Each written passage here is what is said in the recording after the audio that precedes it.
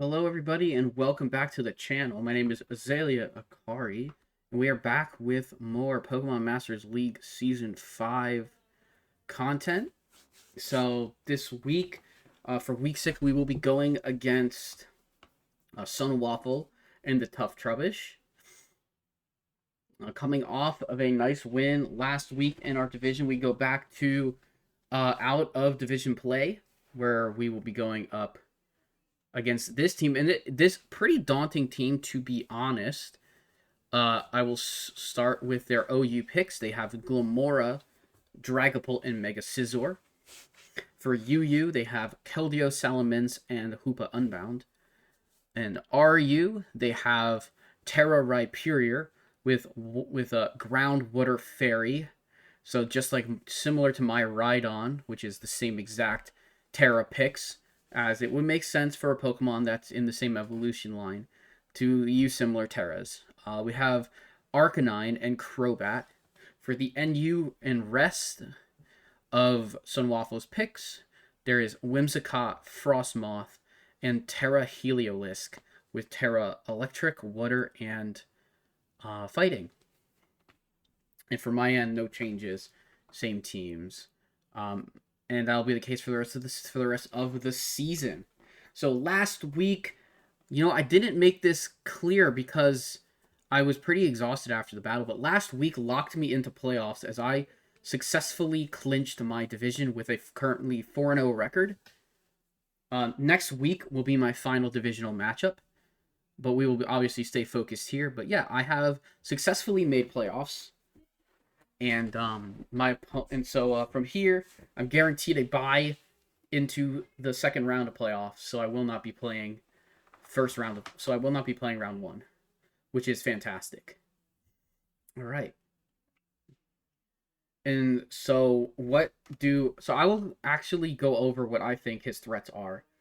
His biggest threat to me is probably, it's actually probably the Tera Rhyperior, because it's such a chonky Pokemon, and it being able to change typings really makes it an issue.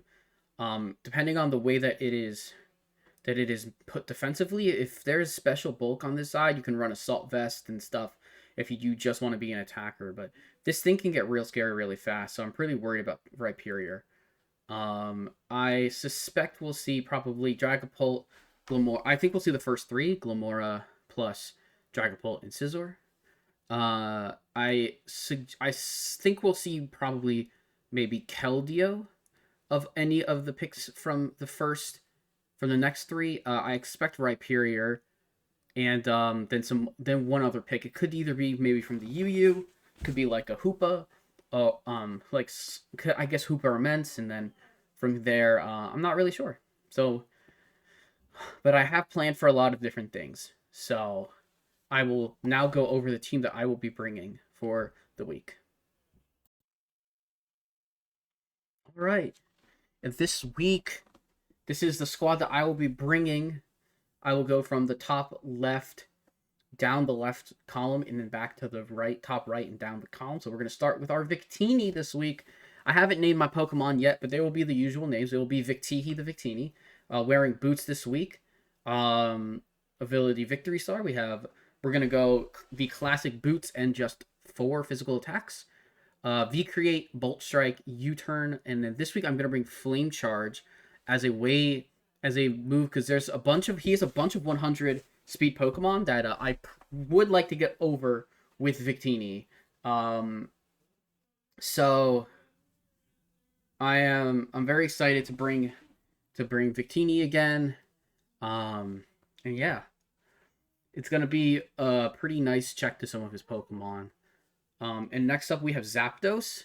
Victini's gonna be good into it's always going to be a big threat into the Scizor. Even with a bulky Scizor, V-Create does so much damage. It's probably good on one shot. Regardless, Zapdos. We're bringing Boot Zapdos this week. Kind of similar thing but we're going to have a little bit of a kind of more of a gimmicky thing. We're going to have 248 HP, 200 special attack, 52 special defense, and 8 speed. We're going to run Calm Nature, U-Turn, Heat Wave, Roost, Thunderbolt, so no Defog this week. Even though our opponent will, in theory, have a lot of hazards. We're going to combat his. So we're gonna combat his hazards with boots this week. So we don't need Defog on Zapdos, which frees us up to run Roost. Heat Wave, specifically this Heat Wave will OHKO even a bulky Scizor. If it's just complete full special defense, it will be a roll. I couldn't really justify going full special attack. I'm not even sure that would be a 252 plus special attack nature. But I don't suspect that's going to happen. Typically, that's not what Mega Scizors run. They run some form of mixed with a little bit of special defense potentially. But at the same time, Heat Wave will still do a chunk of damage and might force a switch. Also, next up we have Greninja, also running heavy duty boots, which is going to be a theme. We're running Protean this week. 48 HP, 252 special attack, 208 speed, and timid nature. I believe we're I forget. We're outspeeding. I don't remember who we are outspeeding. We are outspeeding probably Whimsicott, if I had to guess. I think Whimsicott's got a pretty high speed stat. So going to outspeed Whimsicott for that. And we're gonna run Surf, Ice Beam, Sludge Wave, Dark Pulse. Surf could be good if we do manage to catch Rhyperior out, not Tera. And even if we do catch it out with Tera, it's going to be pretty strong. We're going to change our typing away from being... We're going to be able to change our typing away from being water and dark. So we will dodge the fairy damage. But regardless, these moves all have good usage into a number of his Pokemon. Next up, we have Deontay. We have our Tera Deontay. We're going to be Tera Fairy this week. So sticking with the tried and true. Heavy duty boots. 158 HP, 136 defense, 116 special attack, and 8 speed. Bold nature, 0 attack IVs. We're running Moonblast, Earth Power. I decided to bring Power Gem this week because I don't really think even I need to bring many... I don't really think I really need to hazard stack against him. Hazards aren't terrible, but I don't really have great hazard setters. And if I'm bringing in Deontay, I kind of want to bring the Boom and do damage.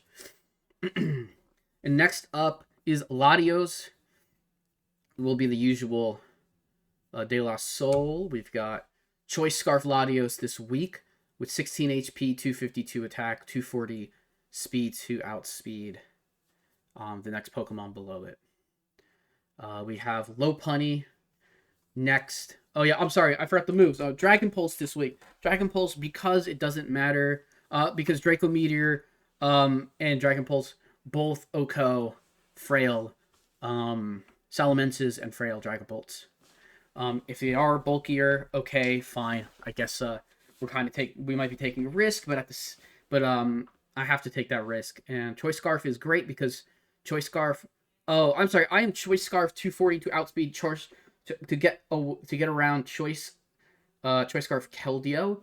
Dragon Pulse with and that's Dragon Pulse, Luster, Purge, Flip Turn, Mystical Fire. I believe Greninja isn't out. I believe Greninja might also be to outspeed Keldeo because that's a pretty low speed stat. As well.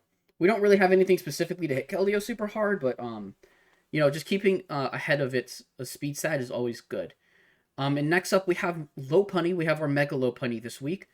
We're running 40 HP, 252 attack, and 216 speed.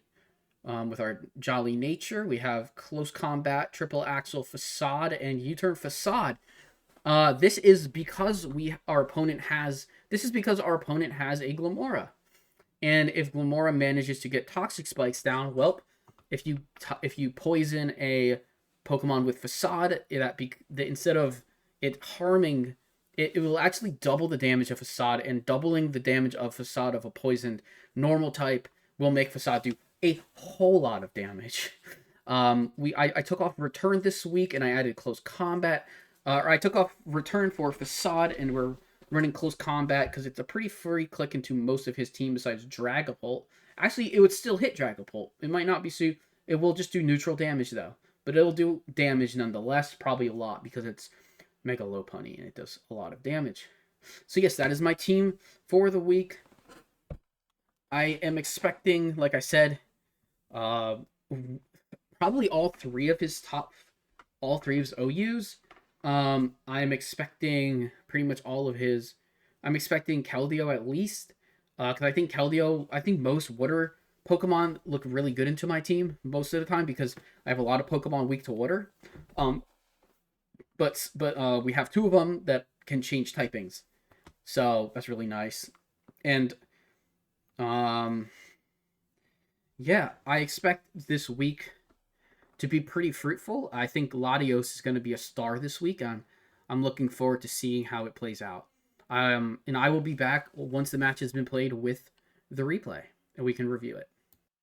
All right, everyone. My match with Sunwaffle has concluded, and let's get right into the review.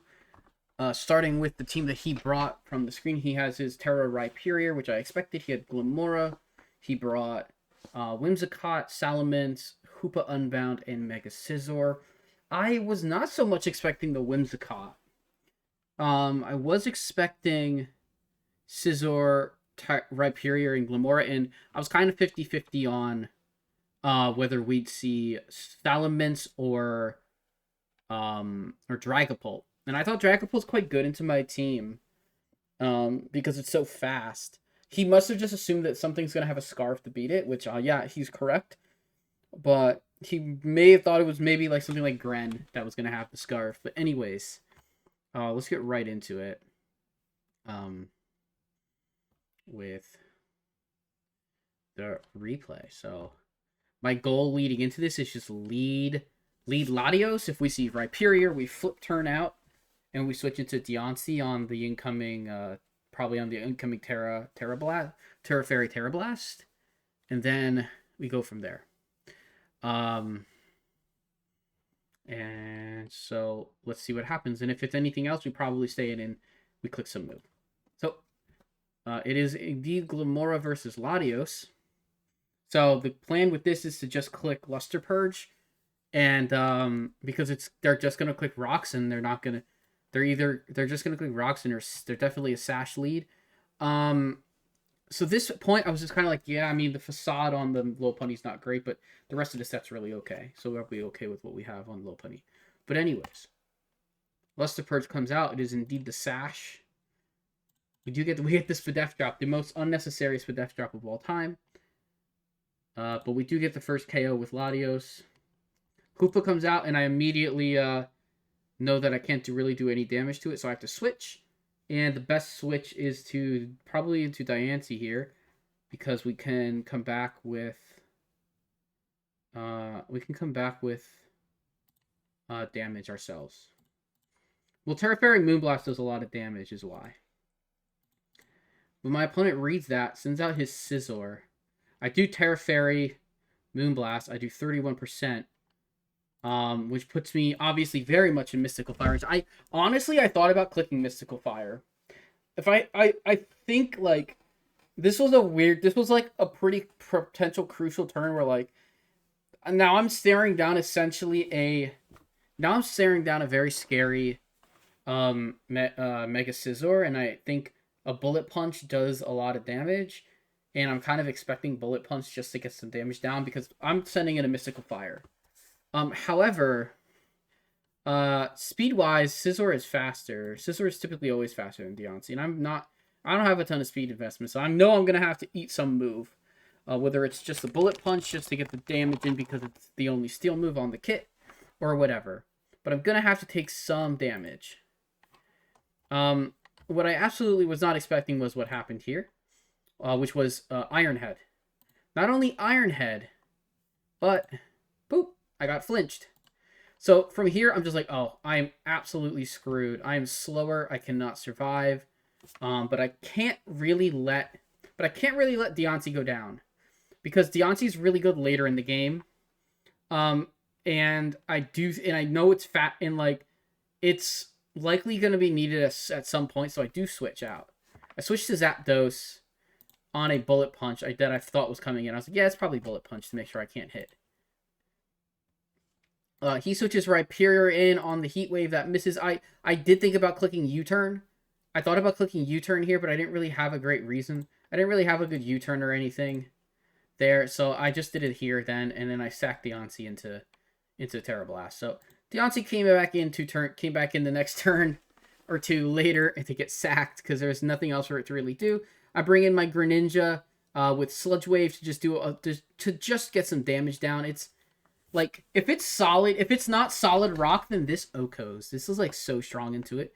If he's just Lightning Rod, which, you know, he probably could have been Lightning Rod anyways after Tera, but he ended up just being solid rock, which I learned here. Solid rock neutralized, did 42%. He was max special bulk. Like, this is max attack, max. He goes for Mega Horn, he does no damage. He's probably, I don't know exactly what he was expecting clicking the Mega Horn. I feel like EQ is always a safe click with your Rhyperior. Because but as long as he didn't click Tera Blast, he was probably doing damage. But here I once again went for it and I did 47. So I low rolled the first one and I kind of probably mid rolled the second. So a mid roll and a mid roll does not get a KO. Because the difference was only 5. So it would have been at 4%. So I was still going to lose Greninja here. Gren comes in. This work was so huge. This puts Rhyperior in a spot where it can't live. And Victini can come in and click U-turn. Or I can click Flame Charge. This Flame Charge is important for whatever comes in next. And he brings in Salamence, which but I forgot about Salamence being an Intimidator. I probably could have been Special Victini for this. But I thought it would be better here, so I just went for a flip turn into Zapdos. I wasn't expecting anything particular. If anything, I was actually expecting a Dragon Dance. Instead, there's a switch in the Whimsicott. I get some damaging with the U-turn, but it did reveal Rocky Helmet.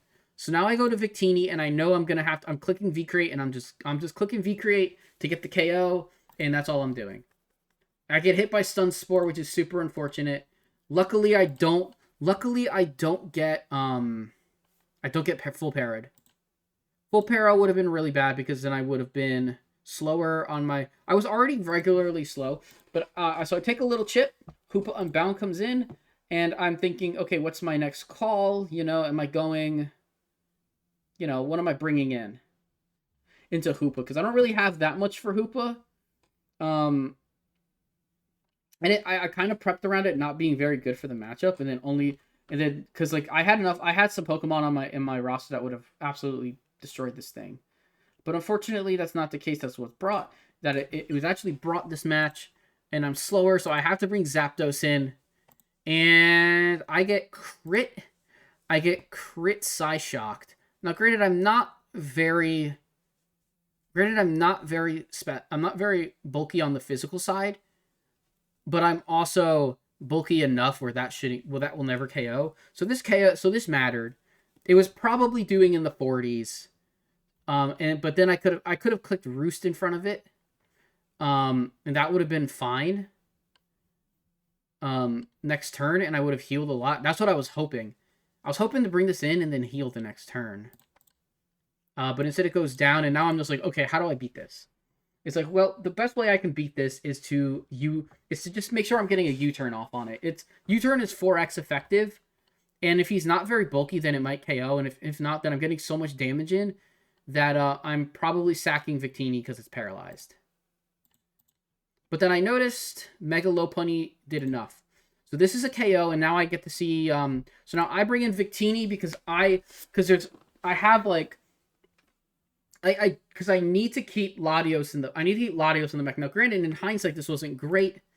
Salamence comes in. I probably should have just brought in Latios, because I would have been faster, and I had a Dragon Pulse click, which probably always KO'd. I didn't really have like a guaranteed knowledge of his set, but I just thought he was very bulky. So here I just go for a V-Create, and it crit for 55. Which was a lot, but it didn't really matter because as long as I got him below 90, I was guaranteed with Latios to kill. So here I know I'm going down. I'm going down to something, dual wing beat. I thought he was going to click. He probably thought I was going to switch, so he clicked dual wing beat. But I was never, ever switching there. So here I bring Latios in, and I just click Dragapult, and I get the KO. So here, then Scizor comes in. I don't have anything for Scizor right now, so I just take a hard switch. Mega Lopunny comes in. Mega Lopunny takes a lunge. And my attack is lower, which is fine. I take a bullet punch, and I just go in with a close combat to get a little bit of damage. Because from here, the win is absolutely guaranteed because I have Mystical Fire on my Latios. And this Pokemon's very low. So just take the second bullet punch. No need to switch. No need to do anything stupid. And Mystical Fire comes in and takes the KO. So we win by 1 Pokemon. We get out by the skin of our teeth. But that skin of our teeth was a massive Latios getting... What? Latios got a ton of KOs. Lopunny got 1. Victini got 1. Actually, crucially, Victini got 2. Victini got 2, 1 on Rhyperior, 1 on Whimsicott, and then 3, and then the last 2 and Glomora going down to the Latios. So 3 knockouts for Latios, 2 knockouts for Victini, 1 knockout for Mega Lopunny.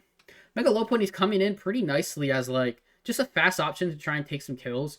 Like Mega Lopunny's not gonna always sit there and win an entire game for you because she doesn't necessarily have to. Like I think in my team structure, Lopunny doesn't have to, but Lopunny kind of needs. Lopunny's so fast that like not many Pokemon on people's teams can outspeed. Anyways, huge win for me this week, bringing me to 6-0 on the season. I might be the last undefeated player, but I'm not sure. I didn't check the win. I didn't check the matches from last week. But either way, that super locks us for playoffs and probably locks me up for one of the higher 2 seeds. Although I'm very much competing with the division of Neji Boss and Dankis Dad and Nice versus Nami, which is the division that Sunwaffle is in. With right now, Dankis Dad sitting at 5-1 after this week. Neji Boston. Has Neji played? I don't know if Neji played. I think he did. I think he played I think him and Nami. No, he did. They didn't play Nami. He plays Drem tomorrow. Neji plays Drem tomorrow. So that'll be exciting, and that's a huge matchup. Neji, if Neji wants to have a chance to win his division, he has to I guess if he wants to like have the best division winning, he needs to win because his 2 losses to Dankis are unfortunate. But he's got 2 losses on the season, and if he goes to 3 losses, that'll be pretty rough. I don't know if he will, but anyways, regardless, big win for me. Thank you to Sunwaffle for an awesome match. We both had a little bit of favor. Me getting a crit on the Ments, and him getting the crit on the Zapdos and the Flinch. But hey, that's Pokemon. Pokemon is brutal sometimes, but it's so much fun to play. I am so thankful for just everything with this league. This league is great. All the players are fantastic and so nice. And I really appreciate everybody tuning in and watching. And if you enjoyed, please leave a like. Please leave a comment down below of if you think that I can complete the 9-0 sweep of the season. We play Ults next week, which could have been a pretty tough one. I had a little luck coming my way in that one. So, gotta make sure we tighten it up for next match. But yes, anyways. That is going to do it for me this week. I will see you for the Week 7 matchup versus Ults in the Los Angeles Renegades Part 2.